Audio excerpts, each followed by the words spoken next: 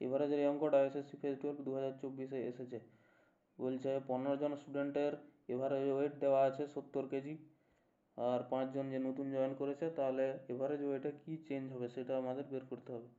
তাহলে 70 কেজি এখানে দেওয়া আছে 15 জনের, নতুন যারা জয়েন করেছে তাদের ওয়েটগুলো হচ্ছে 65, 68, 45, 77 আর 62। 5 জন জয়েন করেছে, তাহলে 70 থেকে এটা -5 কম, এটা -2, এটা হচ্ছে কত হবে 25 কম, আর এটা 7 বেশি, আর এটা 8 কম।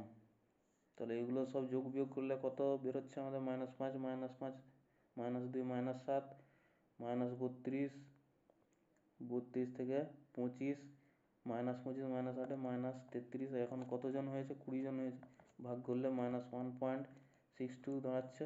তখন অ্যান্সার হবে ডিক্রিজেস বাই 2 কেজি। এইটা